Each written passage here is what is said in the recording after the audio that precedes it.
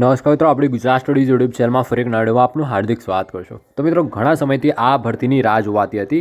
જે ભરતીનું નામ છે અહીંયા તમે જોઈ શકો, આરપીએફ એટલે કે રેલવે પ્રોટેક્શન ફોર્સ. એમાં કોન્સ્ટેબલ અને પીએસઆઈની પોસ્ટ ઉપર ટોટલ કેટલી 4000થી પણ વધારે જગ્યા પર ભરતીની જાહેરાત થઈ ચૂકી છે. આગળ આપણે સંપૂર્ણ ભરતીની માહિતી પણ મળવાની છે. બીજું ખાસ કરીને મિત્રો તમને જણાવી દઉં કે જે કોન્સ્ટેબલની પોસ્ટ છે ને મિત્રો, એના માટે કોઈ પણ 10 પાસ હોય એ એનું ફોર્મ ભરી શકશે. અને કોન્સ્ટેબલની સૌથી હાઈએસ્ટ વેકેન્સી આવેલી છે. કેટલી વેકેન્સી છે, કેટલી સેલેરી મળશે, પરીક્ષાની પદ્ધતિ, સિલેબસ શું રહેશે, ક્યારથી ફોર્મ ભરાશે, બધી જ માહિતી મેળવવાના છે આજના વિડીયોમાં. તો પ્લીઝ વિડીયોને લાસ્ટ સુધી સ્કીપ કર્યા કરજો છો. એન્ડ બીજો મિત્રો તમને જણાવી દઉં, આપણી ચેનલ પર આવા જ પ્રકારના સરકારી ભરતીના અપડેટ તમને મળતા રહેશે. જો ચેનલને સબસ્ક્રાઇબ ના કરી હોય તો ચેનલને સબસ્ક્રાઇબ કરી રાખજો, જેથી કરીને તમને આવનારી દરેક ભરતીની અપડેટ રેગ્યુલર મળતી રહે. તો વધુ ડાયસ કરે વિડીયોને આગળ સ્ટાર્ટ કરીએ. હવે મિત્રો, આ સ્ક્રીન ઉપર તમે જોઈ શકો કે જે રેલવે રિક્રુટમેન્ટ બોર્ડનું જે નોટિફિકેશન છે અહીંયા તમે જોઈ શકો. એડવર્ટાઇઝ નંબર પણ તમે અહીંયા જોઈ શકો 2024 માટેનું. હવે રેલવે વિભાગમાં ઘણા સમયથી ભરતીઓ અલગ ખાતાઓમાં નથી આવી, પરંતુ હમણાંથી તમે જોયો હશે એએલપીની વેકેન્સી આવી, ટેકનિશિયનની વેકેન્સી આવી, હવે તમને આરપીએફ, બીજી આના સિવાય એનટીપીસીની પણ વેકેન્સી જૂન જુલાઈ મંથમાં જોવા મળશે. તો રેલવે વિભાગમાં જે લોકોનું ડ્રીમ છે, જે લોકોની ઈચ્છા છે, તો એ લોકો માટે રેલવેમાં આ વર્ષ માટે ગોલ્ડન ઓપોર્ચ્યુનિટી છે. કેમ કે આ વર્ષે રેલવેમાં ઘણી બધી વેકેન્સીઓ તમને જોવા મળશે. આગળ બહુ મોટી ભરતી આવી રહી છે 12 પાસ માટે એનટીપીસીની, તો એના ઉપર પણ જલ્દીથી અપડેટેડ વિડીયો લઈને આવીશ. ઓકે, હવે અત્યારે આપણે વાત કરી લઈએ કે અત્યારે જે રેલવે પ્રોટેક્શન ફોર્સ, ઓકે, એની જે લોકો તૈયારી કરી રહ્યા હોય અથવા તો તૈયારી કરવા માંગતા હોય તો એમના માટે બહુ જ ખાસ ઓપોર્ચ્યુનિટી છે. જે તમે જોઈ શકો કે 2 અલગ પોસ્ટ પર ભરતીની જાહેરાત થઈ છે. એક સબ ઇન્સ્પેક્ટરની પોસ્ટ છે અને બીજી છે કોન્સ્ટેબલની પોસ્ટ છે, રાઈટ. હવે એમાં પણ તમે જોઈ શકો કે ફોર્મ ભરવાનું ક્યારથી સ્ટાર્ટ થશે, તો 15 એપ્રિલ 2024થી ફોર્મ ભરવાનું સ્ટાર્ટ થવાનું છે અને 15 મે 2024 ફોર્મ ભરવાની છેલ્લી તારીખ છે. ઓકે, હજુ આ જે ભરતી છે એનું આ શોર્ટ નોટિફિકેશન છે મિત્રો. ડિટેલ નોટિફિકેશન આવશે ત્યારે ફરીથી એક ડિટેલમાં વિડીયો બનાવીશ, પરંતુ અત્યારથી જે લોકો તૈયારી કરવા માગતા હોય એમના માટે આ એક કહી શકાય કે એક વિડીયો છે કે જેથી કરીને તમે તૈયારી શરૂ કરી શકો, રાઈટ. હવે આપણે દરેક પોસ્ટ ઉપર આપણે વાત કરીએ છીએ કે સબ ઇન્સ્પેક્ટર માટે શું ક્રાઇટેરિયા છે, કોન્સ્ટેબલ માટે શું રહેશે. તો આપણે સબ ઇન્સ્પેક્ટરની વાત કરીએ ને મિત્રો, એમાં પે લેવલ 6ના આધારે તમારી સેલેરી છે એ 35,400 રૂપિયા તમને સ્ટાર્ટિંગ સેલેરી આપવામાં આવશે. પરંતુ આપણે જોવા જઈએ ને તો મિત્રો, આ રેલવે વિભાગ છે એ તમને ખ્યાલ છે કે સેન્ટ્રલ ગવર્મેન્ટ ઓફ ઇન્ડિયાના અંડરમાં આવે છે અને જેટલી સુવિધાઓ રેલવેમાં મળતી હોય છે બીજા ડિપાર્ટમેન્ટમાં કે બીજા ખાતાઓમાં આટલી સુવિધાઓ નથી મળતી, રાઈટ. તમને ખ્યાલ હશે. બીજું ખાસ કરીને અહીંયા 35,000 સેલેરી છે, પરંતુ જે તમને સેલેરી મળશે ને 50,000ની આજુબાજુ તમને સેલેરી મળશે. એનું એકમાત્ર રીઝન છે કે આમાં ઘણા બધા સરકારી ભથ્થાઓ મળતા હોય છે. ઓકે, તો સબ ઇન્સ્પેક્ટરને 50,000 સુધી તમારી સેલેરી બની શકે. કોન્સ્ટેબલની વાત કરીએ તો લેવલ 3ના આધારે તમારી સેલેરી 21,700 રૂપિયા છે, પરંતુ તમારી સેલેરી 35,000થી 40,000 રૂપિયા સ્ટાર્ટિંગ સેલેરી રહેશે. ઓકે, ઓછામાં ઓછી 35,000 કોન્સ્ટેબલની સેલેરી હોય છે આરપીએફમાં.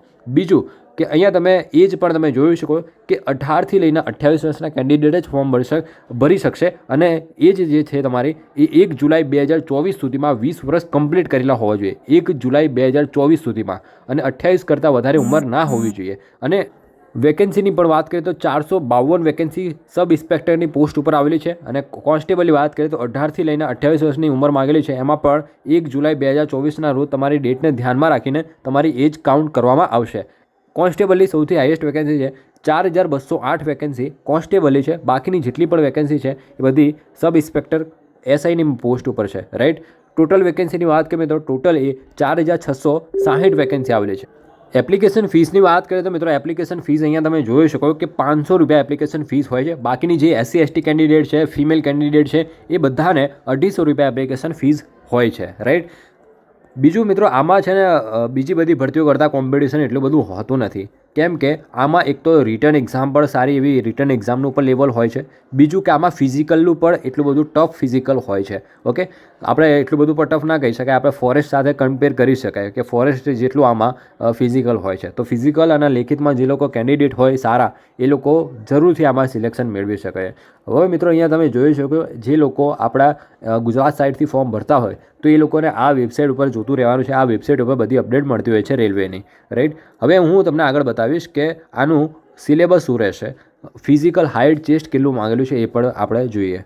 હવે મિત્રો આપણી જે વેબસાઇટ છે ને gujaratstudies.com વેબસાઇટ, એ વેબસાઇટ ઉપર આરપીએફને લગતી દરેક અપડેટ મૂકેલી છે. અને જો કે જેટલી પણ ભરતી હોય ને દરેક ભરતીની અપડેટ આપણે gujaratstudies.com વેબસાઇટ ઉપર રેગ્યુલર ભરતીની અપડેટ ત્યાં પણ આપણે આપતા હોઈએ છીએ, જ્યાંથી તમે ડાયરેક્ટ ફોર્મ અને એપ્લિકેશનની નોટિફિકેશનની જે લિંક છે એ ડાઉનલોડ કરી શકશો. આજના વિડીયોમાં આપણે આરપીએફનું જે ડિટેલ નોટિફિકેશન છે ને મિત્રો, એ ડિટેલ નોટિફિકેશન તો નથી આવેલું, પરંતુ જે શોર્ટ નોટિફિકેશન છે ને, અગાઉનું જે નોટિફિકેશન છે ને, કે અગાઉની જે ભરતી થઈ હતી આરપીએફમાં, એના આધારે હું તમને માહિતી આપવાનો પ્રયત્ન કરીશ કે કેટલી આમાં હાઇટ ચેસ્ટની ક્રાઇટેરિયા શું હોય છે, બીજું કે સિલેબસ શું હોય છે, વગેરે માહિતી આપવાનું છું.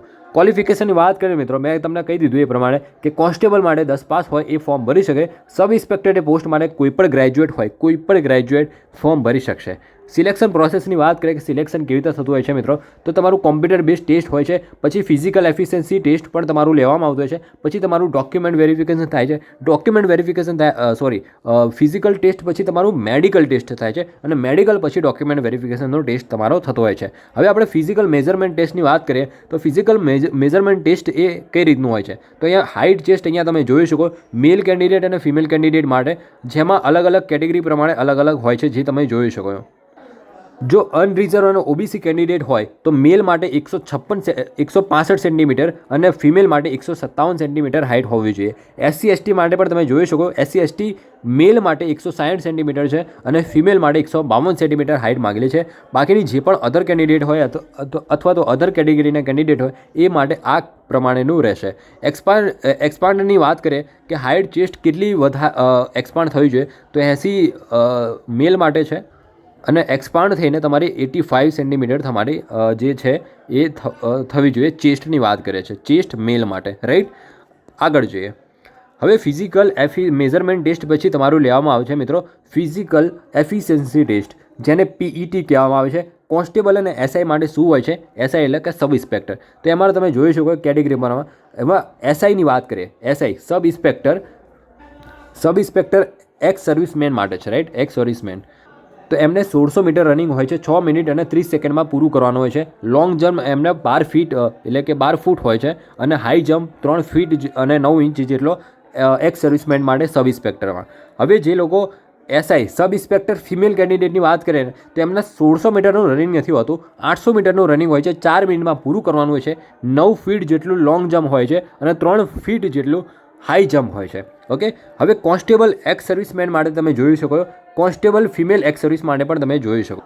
ત્યાર પછી આપણે વાત કરીએ કે આમાં રિટન એક્ઝામ જે તમારી લેખિત પરીક્ષા લેવાય છે, એ લેખિત પરીક્ષા કેવી રીતે લેવામાં આવતી હોય છે, કેટલા માર્ક્સનું વેટેજ હોય છે, એની પણ આપણે વાત કરી લઈએ. તો જનરલ અવેરનેસ 50 ક્વેશ્ચન હોય છે, 50 માર્ક્સમાં 90 મિનિટ તમને સમય મળશે. ઓકે, 90 મિનિટ સમય મળશે દરેક માટે. ઓકે, અહીંયા તમે જોઈ શકો 90 મિનિટ એટલે કે 50 ક્વેશ્ચન માટે 90 મિનિટ નહીં મળે, 120 ક્વેશ્ચન માટે તમને 90 મિનિટ મળશે, રાઈટ. તો એમાં 50 ક્વેશ્ચન જનરલ અવેરનેસ 50 માર્ક્સમાં રહેશે. અર્થમેટિક એટલે મેથેમેટિક્સના 35 ક્વેશ્ચન હશે, 35 માર્ક્સમાં. જનરલ ઇન્ટેલિજન્સ રિઝનિંગની વાત કરીએ તો એના પર 35 ક્વેશ્ચન હશે, 35 માર્ક્સમાં, જેમાં ટોટલ 120 ક્વેશ્ચન હશે 120 માર્ક્સમાં, અને તમને સમય મળશે 90 મિનિટ જેટલો, રાઈટ. એટલે કે 1.5 કલાક જેટલો તમને સમય મળતો હોય છે. તો મિત્રો આ હતી સંપૂર્ણ માહિતી આ ભરતી રિલેટેડ. આના સિવાય જો તમને કોઈ ડાઉટ હોય, કોઈ પ્રશ્ન હોય, કોમેન્ટ સેક્શનમાં કોમેન્ટ કરીને જણાવજો, હું જરૂરથી રિપ્લાય આપીશ. કોન્સ્ટેબલની ભરતી 10 પાસ ઉપર છે મિત્રો. ઓકે, બહુ મોટી ઓપોર્ચ્યુનિટી છે, 4200 જેટલી વેકેન્સી આવેલી છે, જરૂર ચાન્સ લેવો જોઈએ. હવે પછીની જે પણ અપડેટ હશે આપણી ચેનલ પર રેગ્યુલર અપડેટ આપતો રહીશું.